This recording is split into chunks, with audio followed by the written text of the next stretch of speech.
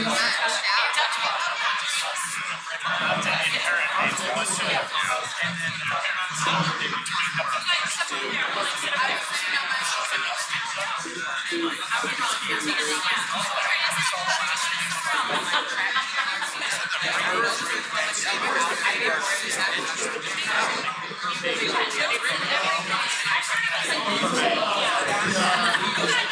just was like, Excuse me, everyone, real fast. We're gonna get kicked off. Everyone can pay attention to the front, please. Is it too low? Is the microphone too low? Turn up.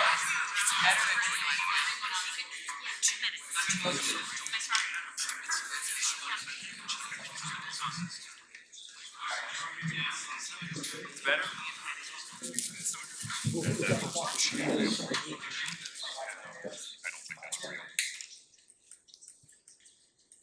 Alright. This is better. Can everyone hear me perfectly? It's a skill set. Do I need to do it even more? It's good? Alright. Let's do it. How's everyone doing today? I'm doing good. Thank you all for coming to today's AI event, Lunch and Learn. How many of you have been here to the EC before? Good amount. How many of you have not? A good amount. So if you haven't been here before, would love to connect with you afterwards. Just a little bit about what we do here at the EC is we want to make Nashville the best place to start and grow your business by increasing the likelihood of success for entrepreneurs. And the way that we do that is by providing resources through two different avenues that we have. One being membership. So with membership, we have our advisor network, startup curriculum, co-working space, meeting rooms, startup discounts, and so much more. So if you want to learn more about that, I'm the membership manager, so I would love to connect with you, give a little bit more information about that. But we have our accelerator programs. So you'll see these handy banders over here. So we have takeoff for those that are in the stage where they're early stages of launch. We have in-flight, that's going to be those who are ready to grow and scale their business. Then we have Twin Day for Founders of Color. And then two industry-specific programs. We have Project Healthcare and Project FinTech. We'd love to connect with you on any of these resources to teach you a little bit more about it. Now, to kick off, I want to say thank you to our Lunch and Learn partner, Nashville Area Chamber of Commerce. Veronica in the back. Everybody give it up for Veronica. I think my voice is loud enough. What do you think, Anavia? yeah, I can hear you, girl. Am I screaming too much, you guys hear? No, you're good. Well, again, before we take off, I know Lauren's back in the back, Dakota, Sam, thank you all. This is part of our family tree, and it's always an honor to be here. I'm here with my colleague, Rita McDonald, back here, our Chief Growth Officer. And so at the end of this month, June the 26th, that QR code links you all to our AI conference that the EC is going to be a part of. And if I'm not mistaken, who's my MC? Do it again. Do this again? Do it again. Okay, that's a lot of this, actually. Yeah. So Anthony is going to MC for today, and I do believe another member here, Jason's going to be on one of the panels. He's got a great day. So if you're interested, please let us know. We'd love to have you. Again, thanks again to the EC and the team for letting us at least do a little bit of a shout out. Thank you. Thank you, Brian. Oh, and I didn't see Daryl. Daryl's behind us. He's like, don't do that. Hey there. All right. Also, thank you to our community partners. So we have CommSpaces for secure, reliable IT, and then also Metro Nashville. So we cannot do this without them. We also have our growth partners. So I'm very thankful for them. We have Pinnacle, RJ Young, CLA, Nashville Area Chamber of Commerce, and then also Baker Donaldson. We also have our supporting partners. I'm going to leave this on the screen so you can see all of them. I'm not going to read them all off, but I'm very thankful for them as well. Sorry. We also have Launch Tennessee. How many of y'all are familiar with Launch Tennessee and what they do? Just a little bit? All right.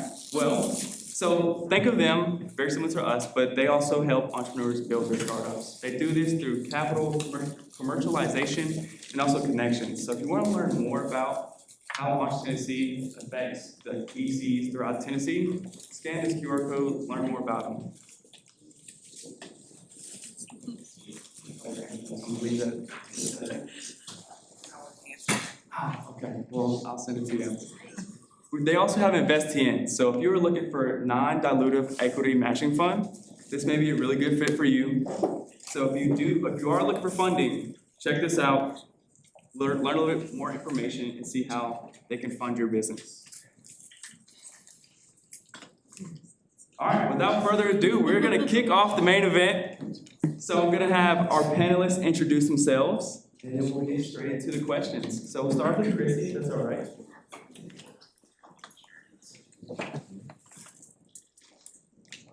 Can you hear me? Okay, great.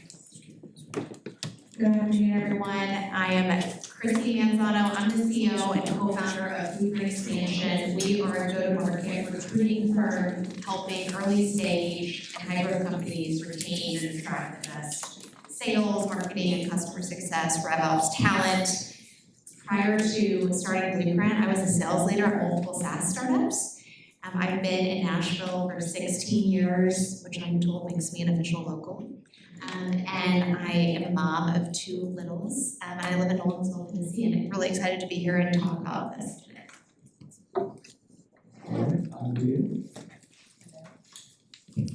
Hello, it does take a second. Hey, everybody. My name is Anavia McLeod, and I am the CEO and founder of Halo Solutions. For the last 11 years, we have helped small and mid-sized businesses, solopreneurs, startups, nonprofits, all kinds of businesses with their digital marketing strategy, and we're a full-service agency, so we can both strategize it and execute it. I'm mostly from Nashville, so now I moved here when I was 10, so if you're a local, then I'm a local for sure. And I live in East Nashville with my husband and 2 daughters.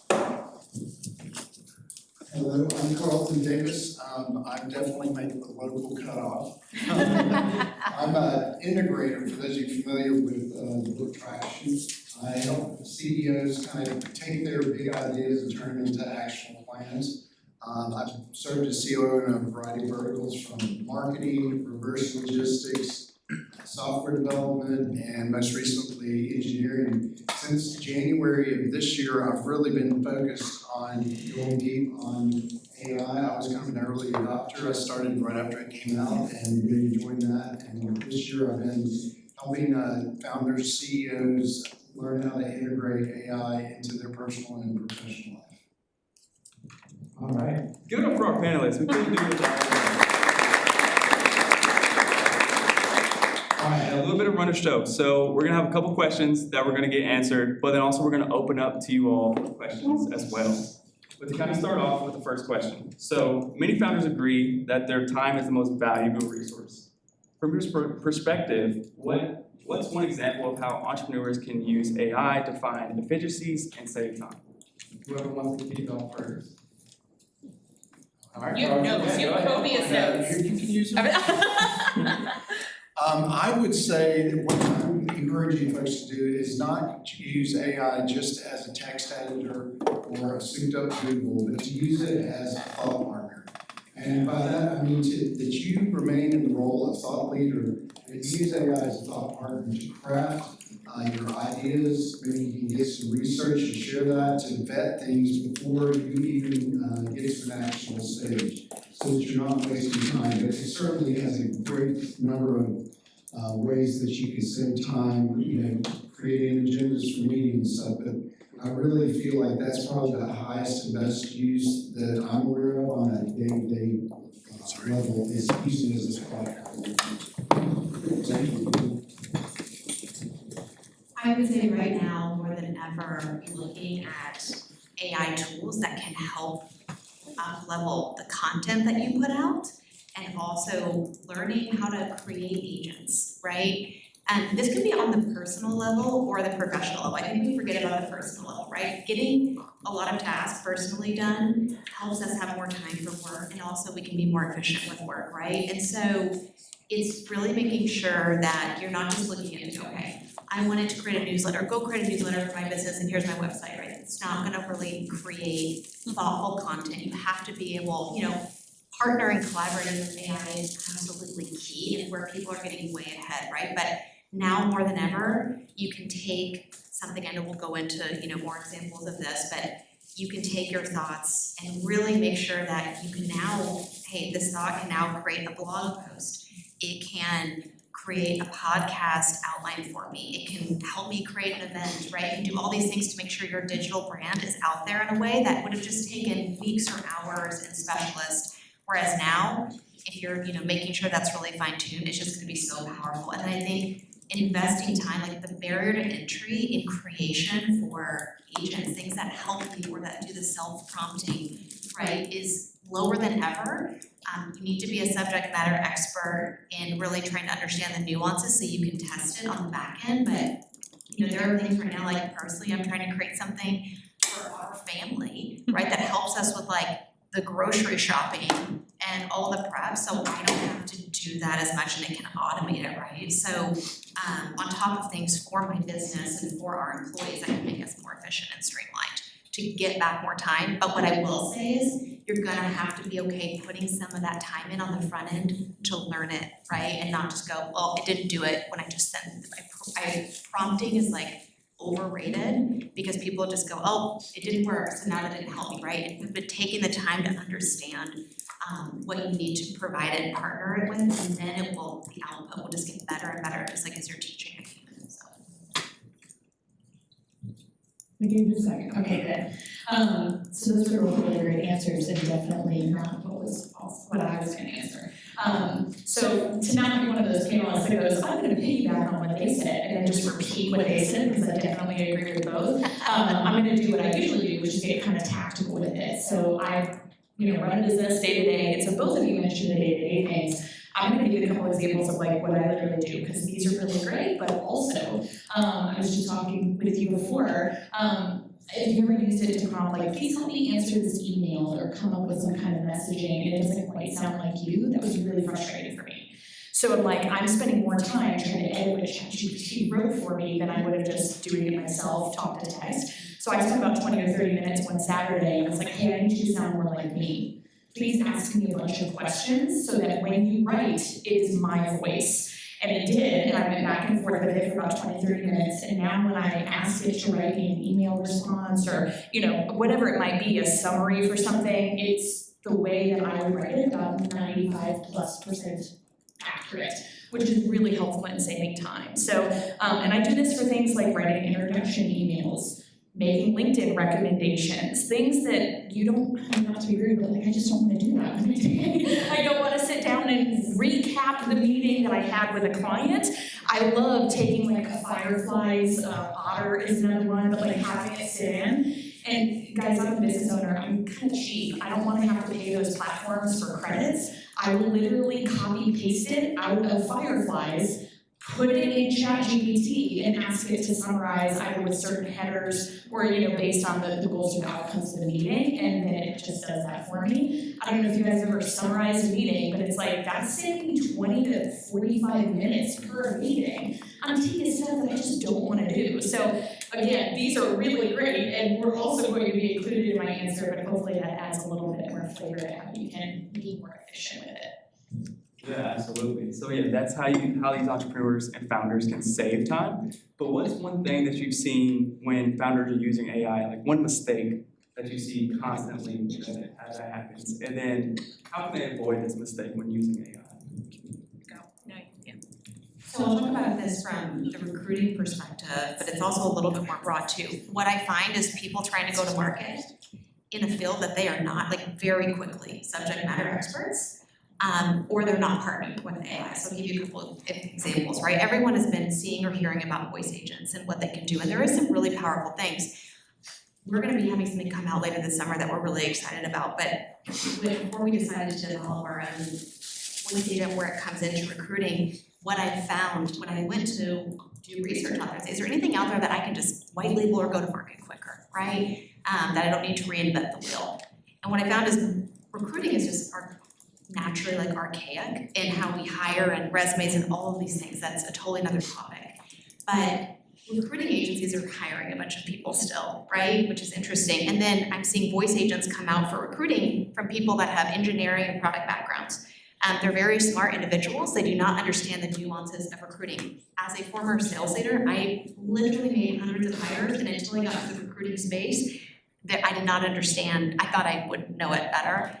5 years in, I have learned so much, so I understand those specifics. And so I'm seeing people say, well, here's a voice agent and it just does all the work for you, right? And again, it's not knowing how to partner. AI, we are not at AGI today.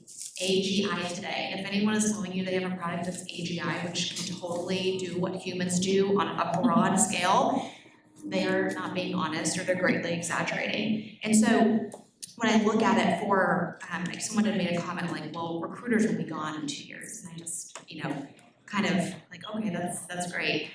What you have to understand with AI is where humans come into play and where we are removed from the process in a way that makes us more efficient. We are not having AI come and remove us from steps 1 through 5. We just may not come in until step 4, which by the way, who here wants to do less work and make the same or more money, right? I do. I want to work less and I want to be more efficient and spend more time on being human.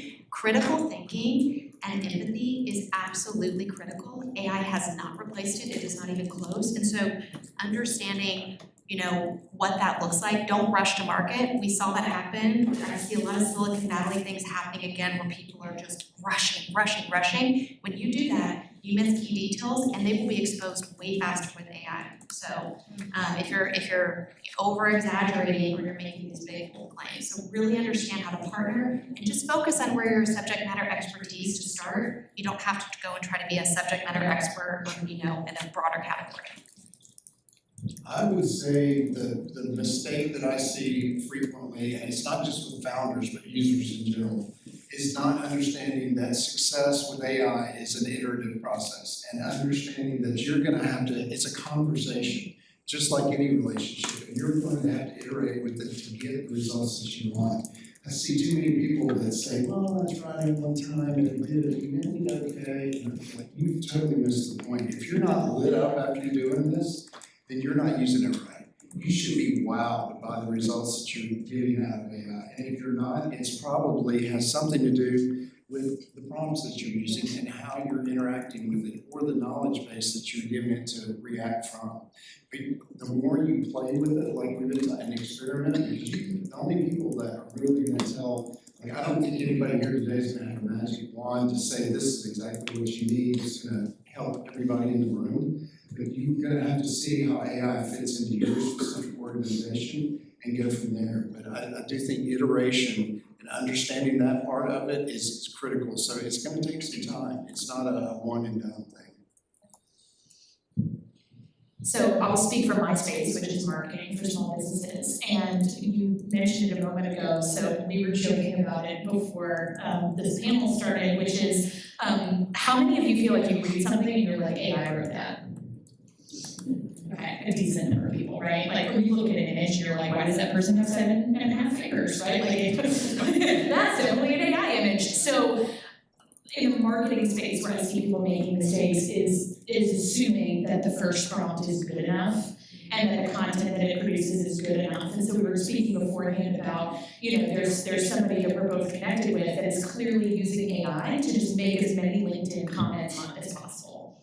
And I know this man. This is not how he speaks. He's not using rocket emojis and everything that like little guys. And it's like, it devalues. I don't know if you guys feel that way, but it's like for me when I read it, I'm like, he didn't write that. Or if he took a moment to prompt and then why? Why did you take the time to do that? It's not adding value, and it's actually not, it makes me think less about the connection or the relationship we have. And the same way for marketing, because that's relational marketing. If you think you can just go in and be, write a blog about X, it's gonna give you something, but like, how valuable is that if it reads like everything else on the internet because it's pulling from the same data set or the same library as everything else on the internet? As more and more people adopt AI and are using it as a free or a cheap version to create content, branding, and marketing, the things that actually work and will stand out will be the people that are using authentic voices. So if you haven't defined your brand and who you're talking to and your story and your voice, and you're giving that over to ChatGPT, you guys have heard of the unique value proposition. You're not unique if everybody's using the same tool to create the same content over and over. So it's a big mistake we make. It doesn't mean that you need to hire a full-fledged agency, but it does mean that you need to take a little bit more time to either iterate something custom, come up with an agent, or you need to work with a real human being that can help you really grasp that voice so that you stand out once AI takes over all of everything. That's very helpful. How many of you all have seen my Slack post in the Slack channel before? Just a couple? Yeah, so that's very good to know. Are you because using chat? I'm using chat. That's out the The back. M- gives you away, man. Yeah. But no, that's very helpful. And this brings us to our third question of how has AI impacted your respective area or industry? And what about that excites you or worries you? I think we've had AI's brought us tools that we've never had access to before, and we can speed things up and, like we said, iterate and find failure quickly or move on to perfect whatever our ideas are. But now we can, with these tools, you can move from being reactive in your business to now being proactive, or even going to the next level of anticipating what's coming next. And you can have the AI look at your various data sources and see trends and anomalies that you're not going to see on your own. You could spend the rest of your life studying it, and it will find out some things, and you have to, of course, validate which of those are accurate and use your own gut and trust your gut. But you're going to get some great direction quickly out of AI that we've never had. And I think on the worrisome side is the fact exactly what you were talking about, that folks will start to rely too heavily on AI, and it will be a cut and paste world where all of their comments, all of their content, all of their marketing is just AI generated. And that's not going to get us moving forward because that's going to be derivative of itself. As AI generates all this content and it generates all this slop, it's now looking at the slop along with the good data to generate your output. So that is why it's so critical to still have that human interaction. And I think another thing is a bit of a concern is, but thank goodness you're here today because it shows that you're interested in this topic. I think the people that are just using AI for efficiency within their organization, you'll get some short-term benefits, but I don't think that you're going to get the long-term benefits and ultimately are going to be consumed by those that are using AI to generate new ideas about different markets, different offerings that you might be able to offer within your organization. If you're just going for cost cutting, that's going to be a pretty short-lived phenomenon, I believe, because everybody's going to be doing the same thing. You're going to have to use this to amplify what you're doing. So one of the things someone said to me, and it just really stuck with me, and I'll say to you all, AI is not going to replace you. Someone who knows AI and knows how to use it better will, okay? And that's the thing that everyone needs to care about. Now, where do you start with that, right? So let me start with things that I'm worried about, and even though this isn't recruiting specific, it's my world of, go to market, right? Did anyone hear about the 11X drama a few months ago in the text that TechCrunch came out with? So 11X, an Andreessen-backed company with a lot of tier 1 VCs, an AI-powered SDR. So for those of you who don't know, SDRs do the prospecting and cold calling for sales teams, very well known in tech, right? And then they pass it off to the AE.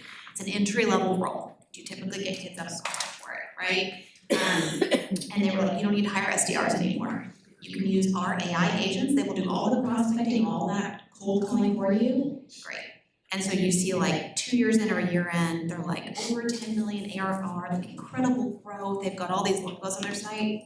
TechCrunch comes out with an article, 34 sources, actually from the people that they quoted as their customers, like ZoomInfo and really big logos, former and current employees, all saying actually all of it's a lie.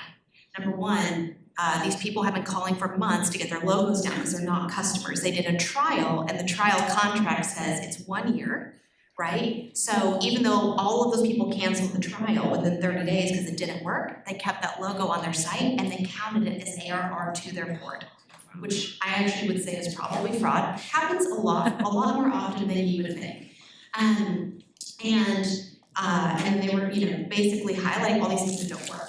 This is an example of people that rush to market, do not have experience and understand sales, right? It's like, I have a good idea, there's AI, right? That's just not the way to do it. And what I worry about is not just like us having more of these challenges, but us trying to remove an entry-level workforce in a way that, as this new generation coming up, for all of us in this room, they're the ones that are gonna take care of us, they're the ones that are gonna be in power. We need to make sure that they have opportunities to go into the workforce, even if it's not the same opportunities that we had, and be able to develop skill sets. That's what makes me nervous, right? I don't see, I see more of these failures happening like Lebanon, where we just try to replace humans altogether, right? In the sense that it's not valuable. What I do find exciting about it, and then I'll move on, is, in my role, a lot of times for recruiting, what I help founders with and our team helps is do compensation market and compensation benchmarking, right? It's a lot of research, even with all the data that we have, to make sure you're going to market with the right compensation, looking at the right candidate profile, and identifying all of that. What I love is I pay for the ChatGPT Plus program, where you can do like unlimited deep research. What used to take me probably a day to get it to my liking, using this and beautiful AI for the presentation piece, now takes me about 3 hours max, and it will go beyond paywalls to get me data for specific companies and compensation that I do not have. And I can go and then find the profiles and all the specifics, and I can make sure that the source is valid. And granted, because I'm a subject matter expert in this, I know when it's giving me real information or when its query is off and it's like citing something that's not real, so that's why it's important to understand these things. But it takes my time down from like 7 hours to 3, right? That's a huge efficiency piece. But it's not this, I did it with one prompt and it sent it out, but I'll take 4 hours back. So just something to think about there. Worth it? Yeah. So again, in my industry, how I'm seeing it affect, I'll say, but it was end of 2022 or top of 23 when it first came out? November of 22. November of 22. So we started having these conversations. I sat on a panel with the chamber in January of 23, and they were like, hey, can you talk about AI? I'm like, it's been 12 seconds. Like, no, we did not talk about AI, right? But we've had some time now. So what I will say is that, like, how it's impacted my industry is that as people started to adopt it and see the capability for marketing content, like I was talking about a moment ago, I started to see people lose work. We were saying, like, that was the initial. I had some of my contractors calling me going, hey, do you have any extra work I can pick up? Because like I'm losing clients because they're going to AI and they don't want to pay for me because they think that chat can do it. We both know that that's not the same, but that's where we are now. It's beginning to circle back. So what I will say is that for me in my industry, we had to pivot. We couldn't just keep saying, well, we hope you figure out that we're better. Like, it doesn't work. Like, any business has to read the market, read technology, and pivot. And so we pivoted by going to our clients and customers and saying, what do you really need? And it's not that they wanted the quantity of content. I'm gonna pardon my French, they just wanted to get the shit done, right? Like, they want it to go out. They want the blog to be done. They want the email to go out. They want the social post to go out. And they don't want to have to worry about it because it takes time and energy. It doesn't matter if you hired in somebody to do it for you or you have to do it through ChatGPT and reiterate multiple times. It takes time and it takes effort. And so we pivoted and we said, okay, we can use AI to help with things like research. We can, do things like, we can use things like keywords. Well, these are the keywords for the business. Help me come up with the most up-to-date list of blog topics around this industry and these keywords. That used to take us hours. Now it takes us 20 minutes, and that's where we can save. And so we pivoted and came back to our clients and said, we've created new packaging that's much more affordable because we're saving time and effort, and now we can still give you the higher quality of content written by humans, but we're using AI to our advantage. And so we just had to put some ground rules down where we have a point of integrity where if you're hiring an agency, we're not going to give you something that we produce in AI and sell it to you, because you could have done that yourself. If you took the time to come to an agency, it's because you wanted that level of customization and human impact. And so that's what we're offering. It's like, hey, it's not as much as it used to be, and it's not taking us as much time as it used to, so we can find a happy medium and pivot. And I think a lot of businesses are gonna have to do that. How are you adjusting your internal processes to make your work easier, but then also what's the expectation of your client or customer, and how is that translating into your services and products? I think that's a really good piece to kind of ask the question of, if you were building a business from scratch today, what AI tool or workflow would you set up first and why? I wanted to Why you go ahead? comment on what she Wait a just minute. said. Yeah. Because I think what she just talked about is a great example of what founders should be looking at. We're talking a lot about being a subject matter expert, right? And I do not focus, I mean, I've invested in SEO and I've worked with people, right? I'm not going to try to ever be a subject matter expert in that because I don't have enough hours in the day to do that.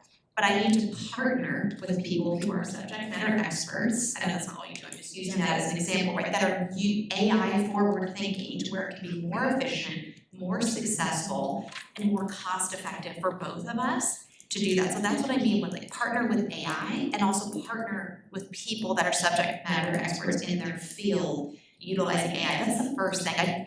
There's a lot of tools out there depending on, what industry you're in, but I also think like, look at your AI roadmap and build it out. One thing I always tell people, and this is for myself included, we all need to think about how we would act if we were a student and invest time every single week, which is hard, at least an hour or two in researching what's out there, going to panels. This would be a part of that research piece, right? Learning about AI so we can understand how to make it most effective in our business in order to get ahead, right, in a way that's more efficient than ever.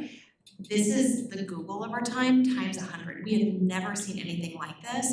I think we have to be really careful about like the fear mongering of like it's taking over everything. Ask yourself what those people have to gain if you believe that fear, but at the same time, it is like the way that it's being created and learning, it is absolutely insane, and it's just so hard to like comprehend. I mean, even for me, and I talk about this all the time, so really invest that time to learn and look at like, hey, for this quarter, you've got to focus on outcomes. What are the outcomes I want to achieve?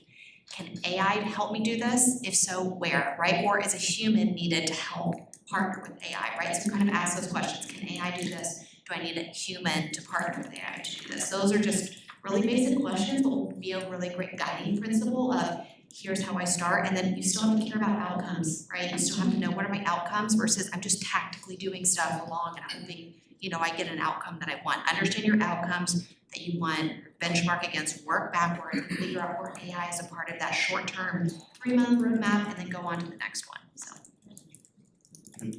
Yeah, and you were talking about roadmap. I think that is an important part of this too, is to have a vision for where you want to go with AI and where you can implement it in your company. And you're probably going to be looking across 4 different areas of your business, which are your people, process, data, and systems. And you need to have all those working together. But when you benchmark, you can set some numbers for each of these to evaluate where you are on each of those, and that will help highlight where the weakness might be if you're having trouble integrating AI into your organization. Maybe it's because you don't have access to your data, it's in different silos, they're not talking together.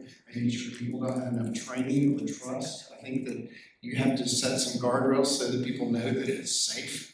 I heard a story about kids that will play and utilize the whole area if there's a fence around it, but if there's not a fence, they're going to stay close to the house.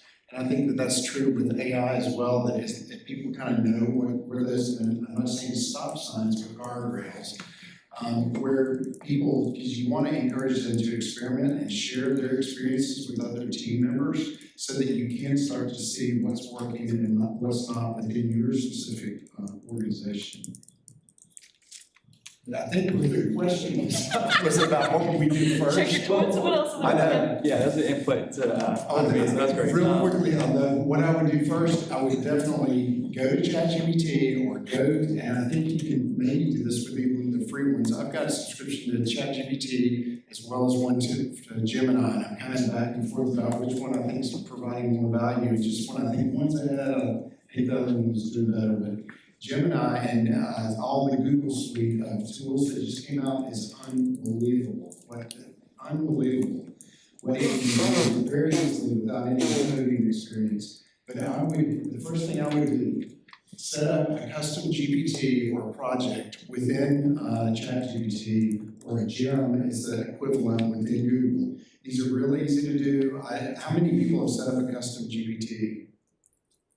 So a decent amount. It will even tell you how to do it. It is so easy to do. You just ask it, you get your knowledge documents in there, you give it instructions about how you want it to perform, much like Anahita was talking about, have a certain personality or what angle you want it to look at this data. And then when you go to that custom GPT, it is going to produce results based on that context that you have already entered in. So you don't have to give it all the context every time you're trying to give a result. Like, analyze this, look at this, and reference that. It's already got all that knowledge. And the really cool thing, just like this iteration that we were talking about, is to set up that GPT and then continue to feed it new data. So you're updating it. So whatever its assumptions were at one point in time, now you're adding more data and it's getting more and more accurate. So if you're using, say, a meeting, you're having minutes or whatever, and you every time enter your meeting minutes in there, because it is building its knowledge base with you, it will grow with you, and the results will get better and better. So, also really great answers. To add something new to the conversation, I will say that if I was starting my business right now, today, I'm gonna go back to what you said about using it as a thought leader, but I'm gonna give you a specific prompt that I've actually used multiple times. And guys, I'm gonna be real with you. There are some days where like, I just don't have the energy. Like, it's been a busy week. I've been to 15 networking events, right? Like, I didn't sleep well last night. And so this is a prompt that I use already, but if I was starting a business, I think it would be really valuable. This is where you can open a brand new conversation and say, you are a blank. You are a fractional CMO. You are a recruiter, you are a traction implementer, you are a whatever you are. And then you say, this is the problem that you have, how would you solve it? You can provide context, that kind of thing. But by telling it to act as an expert in some field or the thing that you already do, if you're starting a company and you're just getting going, like, doesn't mean that you're not great at what you do or you're not an expert at what you do, but like, I've been to a lot of EC workshops, right? And most of us are trying to figure this out day to day. There's always some new problem that comes up, some new thing, and you're like, gosh, some new software. I was just talking to my SEO expert on my team this morning about Google's use of AI in search, AI6 and Gemini, and how that's gonna change our SEO packages. Because it's overwhelming. Like, I have people to go do and report back to me on what's important. And so like, if you're starting a company and you're able to use AI in that capacity to do some of the legwork for you, it narrows down all of that information to what that expert would find to be the most valuable or important. And so if I was starting my company again, I'd start with, hey, what's the best way to get, set up payment plans? If this is the marketing agency that I'm starting, who are the best people to network with? Who should my target audience or audiences be? Please define that in full demographics and geography, and what price points would this target audience, be willing to pay? There's so many questions that you can ask to help build a business without having to learn that the hard way, which is what I've done the last 11 years before AI came out. So yeah, hopefully that's helpful.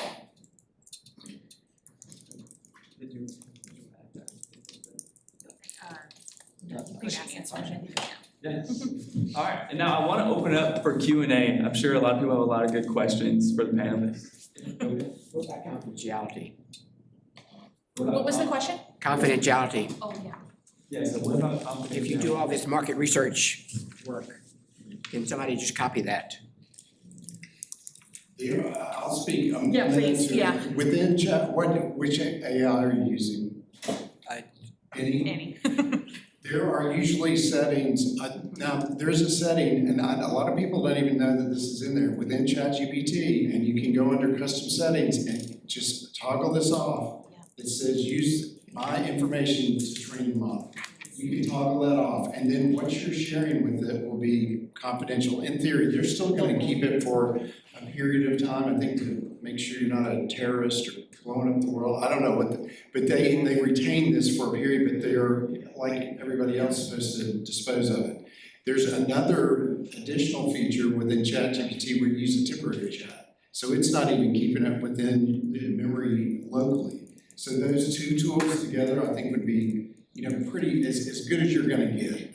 And I think that there's similar tools in Google, but you're not in Gemini, but you're not going to be able to retain your past chats in there. So that makes it kind of limited use if you can't go back and then restart a conversation. But that's the best I think that I can offer right now, and it's probably the best that anybody can offer. Yes, you in the back. Yeah, I was just curious if anyone has experience with graphics, because our group is designing a living building for Warner Parks Nature Center, and we've got plans and elevations, but what they need is like a 3D rendering of the building for marketing purposes, project approval, and securing a team to finish the project. So has anyone ever messed around with that, where you build information that defines the plan, the elevations, and then generate a 3D image?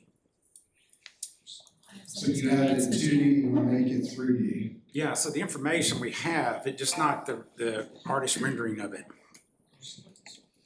I do not have specific experience with that, but what I have done, so I own some Airbnbs in Red River Gorge, Tennessee, and when interior design is like a hobby of mine when I have time to do it.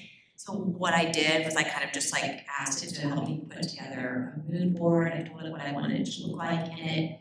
I haven't found graphics to be incredibly powerful, to be honest. That's the one thing I've seen. I know Google just released what it looks like to do some really powerful video and graphic type capabilities. I haven't tested it out. It is off the charts. Yeah, it looks like it. I haven't tested it, so that might be the first thing. But and mine was more just for like mood board stuff, right, to help me kind of envision, hey, here are pictures, versus I was doing all that like in Adobe Photoshop beforehand. So I have found that it will help you kind of visualize it, but as far as specifics, I don't know the answer to that, but I've got to imagine, because of what you're doing, and it's got like measurements and all of these things, that there's got to be something out there for it. But my best recommendation, not being an expert in this, would be to look at what Google has just released, because I mean, it sounds like you know even more than me, but it sounds like it's off the charts and what it can create. I don't know if it's just for like entertainment type purposes, or if it can do something architecturally. It can do like movie quality, it is with the audio, the video, and it is barely discernible from real. I think it'll only get better from here. But I would think that it's not gonna cost anything to get in there and try it out. I think, again, experiment and see what kind of results you get.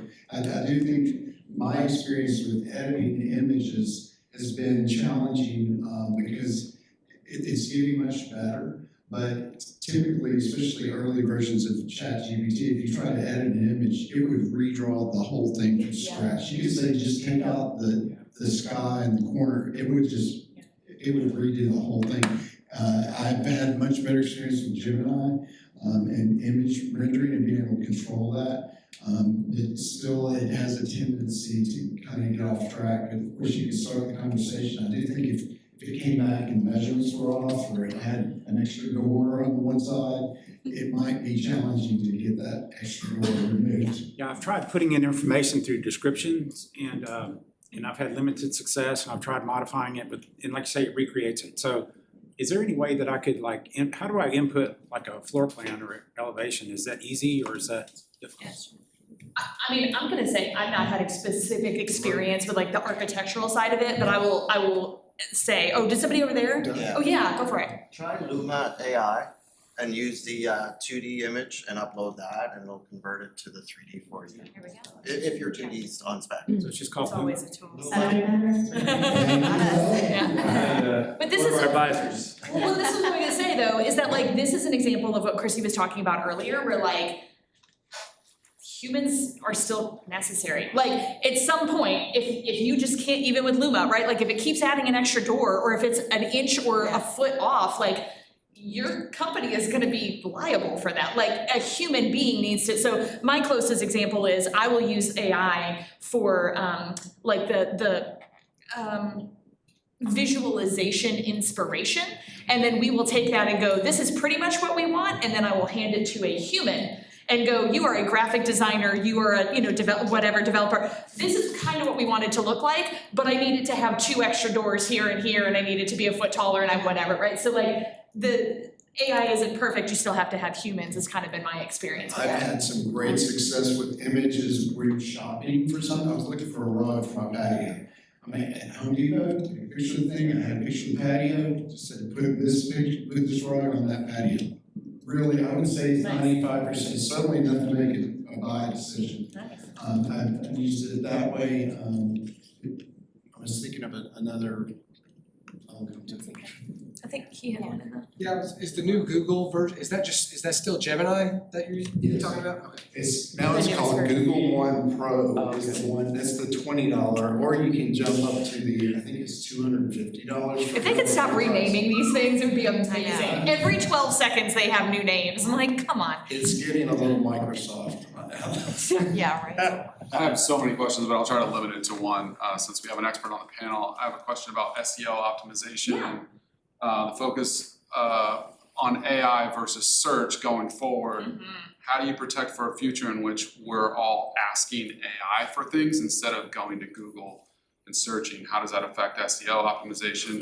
Is there a way to optimize for AI going forward with our websites and things like that? Yeah, that's a really great question. And I literally just had this conversation this morning with my SEO expert in anticipation of this panel and that question. So thank you for making my time valuable. So I will say, as of this morning, literally a couple hours before this panel, had this conversation, and from what we can understand or see right now from a Google perspective, because when you go into Google and you type in either keywords or a question, sometimes it has started to populate the AI at the top.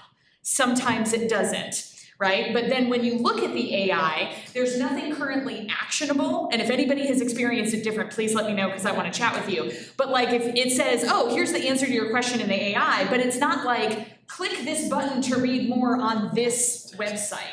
It's just the amalgamation of all of this information that it's pulled. From what we can tell, they are currently testing how they're pulling that information. The information seems to still be coming from the top 5 to 10 ranked sites, right? So old school SEO ranking before AI got involved, you still had to do things like claim your directories and optimize your backend and write a whole bunch of blog content and so on and so forth, photos and videos and backlinks and that kind of thing.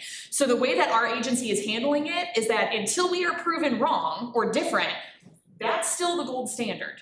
Right? So having domain authority, being able to have original content that speaks very specifically, what we're calling it is clarity. So the clearer you can be in answering a question or talking around a specific long tail keyword, that's gonna help you organically rank anyway. And then again, those are things that when they are asked of AI, whether it's in the Google search or hopefully other, your Siri or your whatever else, that it would help rank. That's the most information we have. We can tell that they're playing with it, and then we literally are like, how soon are they gonna monetize it?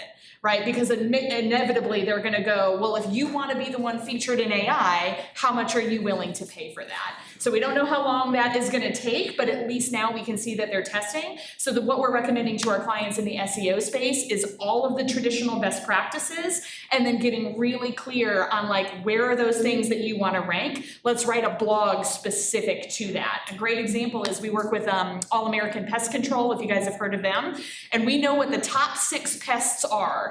But the thing that keeps ranking highest in terms of pages that people visit is weevils. Do you guys have weevils at the house? I'm not joking, like in the last 2 months, the searches and the AI, what is a weevil even? P.S. That's the blog. What is a weevil? Like, how do I identify a weevil? That's not something that we normally would have, that's not in the top 15, right? But for some reason, we can see that trending in the search and in the like visitors, like how many page hits we're getting. Guess what we're gonna be writing content on next month?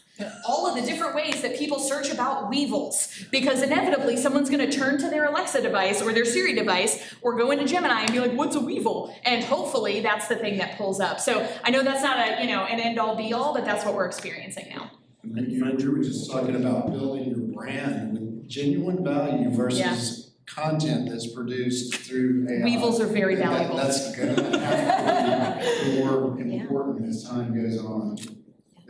Just generating content to post on the blog, it may not get you where you want to be. Actually having a valuable brand, I think is where it's gonna be. We're generating authentic content, not really like just stuff We do spit out of the doc. we do 12 blogs a month for that company, and they are all written by a human being. We use AI to do the search around the keywords and what are people searching and how can we word it and what key points should the blog have. So we can help it like a little bit with outlines using AI, but a human is writing that so that it is brand specific.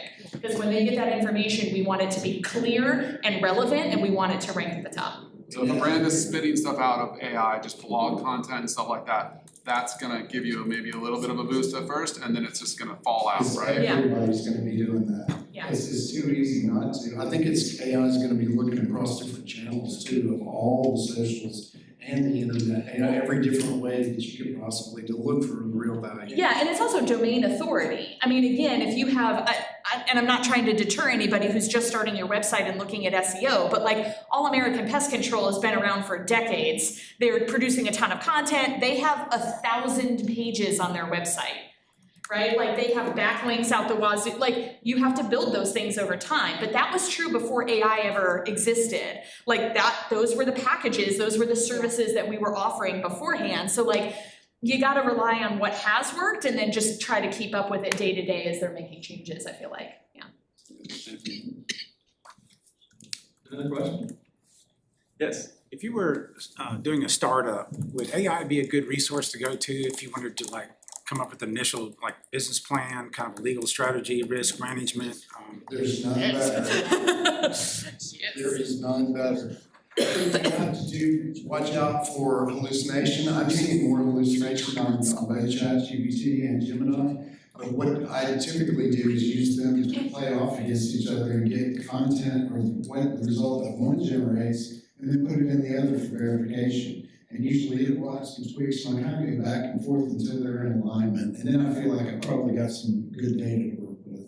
But I am seeing more and more hallucination. I think it's because the model's starting to train on its own slot. I was gonna say, you have to be really careful of hallucinations, because it will tell you things that are not real. It told me that Joe Biden was still in office, even after I pointed out that he wasn't. Yeah. And then trying to justify it. And we keep repeating this, but it's just so important because so many people are doing this. You have to be able to really read it and again critically think. That is just something being human is our most important asset in our partnership and our scale with AI, right? So when it delivers something, it's quick. You got that really fast. You got the answer faster than any human could give it to you, but you have to be willing to read it. And I wouldn't just look at being with AI in a silo, right? I think that's where people, even with businesses, they're looking to start can hurt themselves. It should be what are podcasts that I should be listening to that can, in this industry, that can help me do this? Who are individuals that are located in this area that, panels that are coming up or people that I can reach out to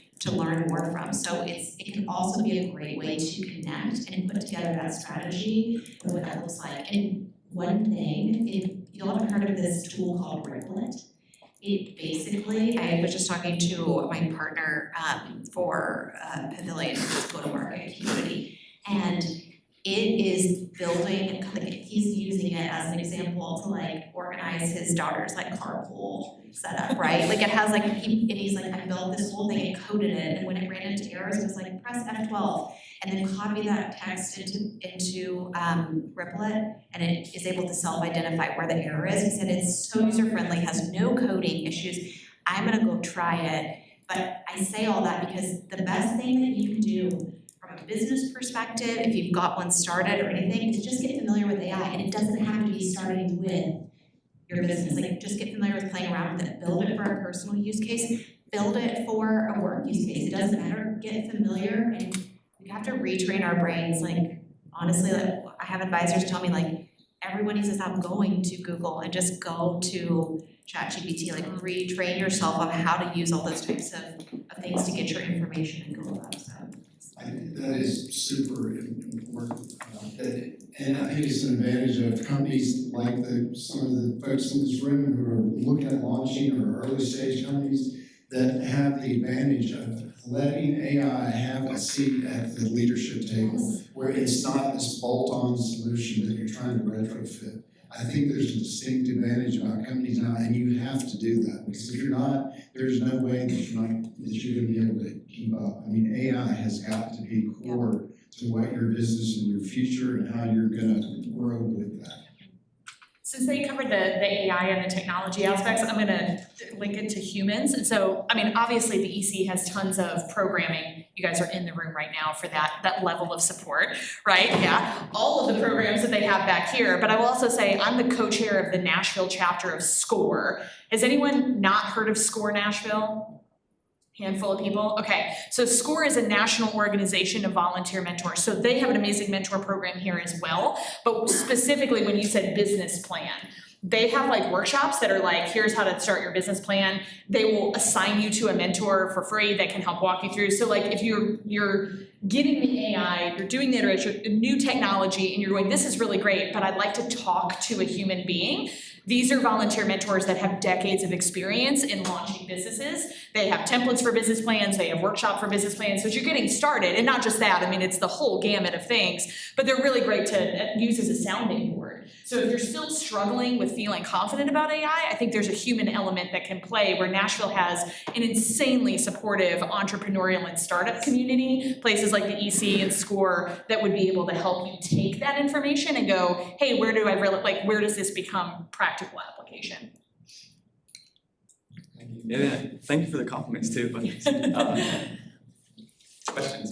We have about time for a couple more questions. Yes. I have one that I was leading an AI conversation at the American Marketing Association the other day, and someone asked me this, so it stumped me, because AI is vital in my business, but she said, you know, AI and all this stuff has an environmental impact, and what, if any, do we, as our responsibility as humans to, you know, help reduce that? Can we? I think that we were just talking about this because on the way over here, I had seen a stat and I was trying to verify it in ChatGPT. I couldn't get Gemini to do it, and I've heard this stat before, and there seems to be some credibility around the fact that generating one image, depending on the complexity, but your typical image on AI is taking about the same energy that it does to charge your cell phone, your smartphone halfway. One image. So I said, okay, what about all this Google stuff that they're throwing out? Sure, you produce 4 at a time. And they're creating 7 seconds of high resolution video. What would that possibly take? And Chat gave me a calculation, and of course it depends on your phone and this and that. But it came up with a number that seemed to be about the equivalent of charging your phone 75 times to generate 7 seconds of video. So I personally have felt like it is hugely irresponsible for Apple, for Google to throw these tools out there with no restraints whatsoever and say, go play, show us what you made. The environmental impact is huge. And I've heard stats around that 99% of the current electricity that we're using power now is going to be designated just for AI in a few years, of 99% of what we use in the whole world. And that's why you see now that is it Meta or Microsoft is going to open 3 Mile Island again. It is the energy consumption behind this is huge. And right now, I think a lot of stuff's free and there's no rules around it, but there's no way that that's going to continue into. I think right now they're giving this out for free to get everybody hooked. And then they'll start to come down with charging by tokens or something. I guess it'll be like when we first got cell phones and they had minute limits on them. I think it will be, there's gotta be something, because otherwise the energy that you, every time a little kid is putting a unicorn horn on a dog for friends and then doing 600 more of them is consuming a ton of energy. Yeah. And I think the only thing that we can do is supplement that fact and try to not contribute to it with super trivial things, but that doesn't mean somebody somewhere else isn't doing that. Like piece together a feature length film out of 7-second clips that it was able to generate through Google. Yeah, and I see a lot of, on social media, those same type of AI videos, and they just dish them out like Oh, yeah, nothing, so. So use it mindfully, it protects the environment. Yes, Irika in the back. Yeah, I wanted to address that because they said that in order to be able to sustain the AI, they need to, invent a new form of energy generation. And I was just reading about that they've been working on this fusion energy generation versus the nuclear fission. And so it's just at the baby infancy stages, but basically reproducing what happens on the sun on Earth. So I don't know, that's a little. Maybe AI can figure out how to power itself. They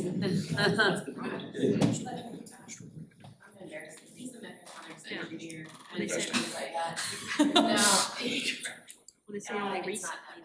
It's not that degree.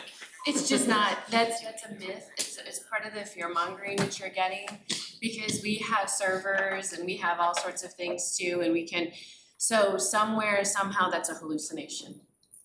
Just to give you a little bit of. The 99% thing. Yeah, it's Well, just. that is a succession, but I am Trying to help you guys not be so afraid that is, wherever that data is coming from, like, this is my son, I have a second son that's going for electrical engineering, all that kind of stuff.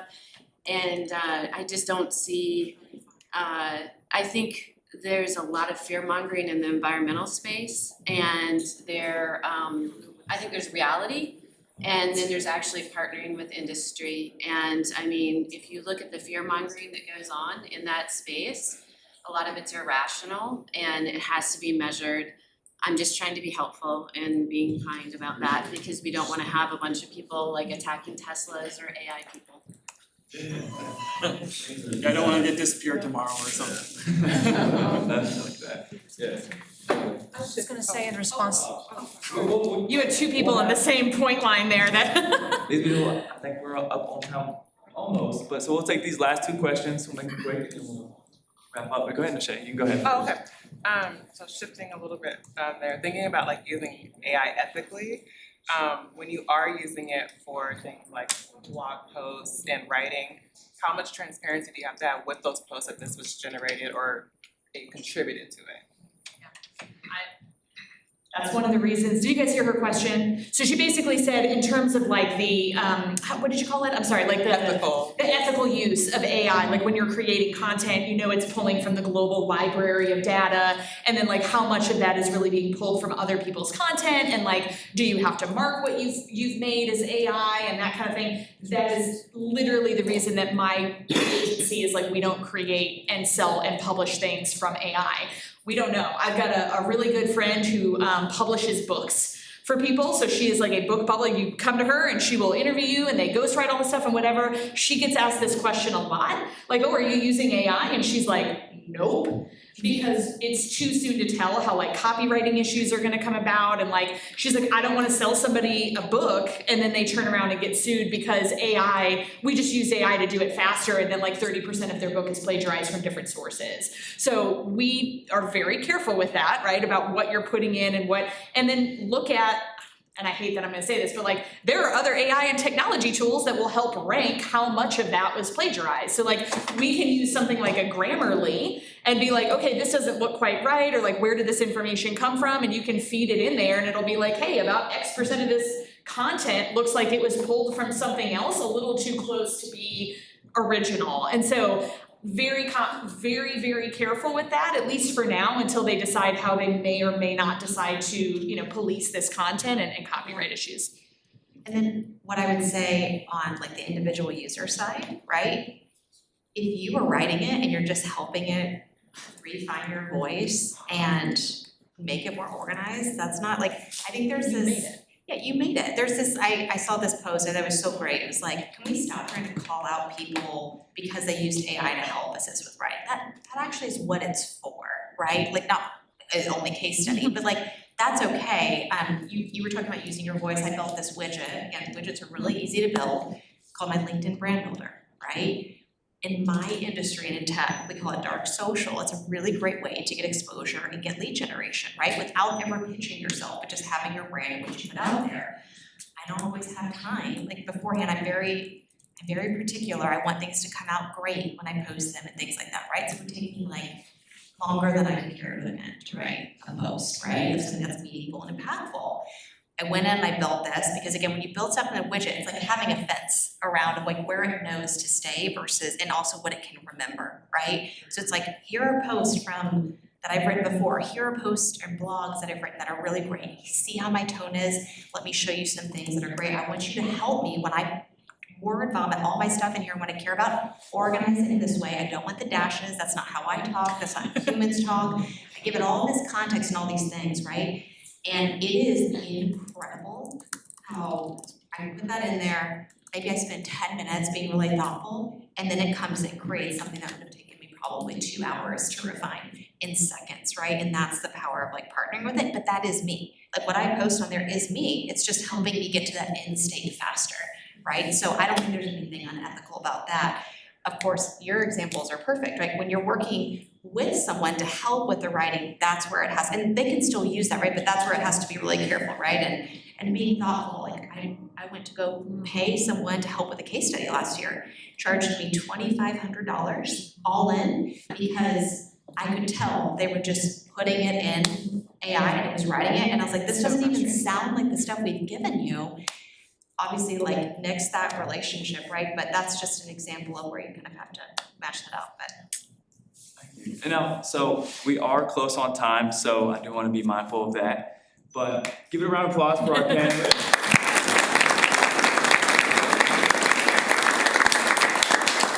And now, if you all have time, now, so this space we can use at 1, so just, if you all want to continue to network, hang out in the cafe afterwards, you all are more than welcome to. And if the panelists have time, they can sit up there as well, answer some more of your questions. But real fast, up next at the NEC, we have a good event. So today, we actually have our alumni homecoming. So kind of right after this event, we're gonna have a panel discussion. One will be Sam learning from success stories from other founders, and then also it'll be a panel about raising capital equity and more about that. And then afterwards, there'll be a free block party. So please, if you all want to come to that, we're gonna be out in the courtyard over here. It's gonna be food trucks, vendors, all sorts of good stuff. Would love for y'all to come show up. We also have Hang on Health, the Highs, Lows, and Lonely Roads, June 17th from 9 to 11. NEC Happy Hour, June 18th, 3 to 5. AI Tinkers Nashville, June 23rd from 5 to 8. And Elevate Your Pitch, June 26th from 10 to 11:30. If you want to check out any of these events, RSVP to any other, check them out at ec.co/events. And then last thing, as we wrap up, if you want to stay in the know of everything that's going on, so if you didn't know about today's alumni homecoming, if you subscribe to the newsletters, you can. But yeah, if you want to subscribe to our newsletter, stay in the know of everything that's going on weekly, and then also what do you think about today's event? How can we improve things like that? Thank you all for coming. Please have some food or something left. Thanks, Trent.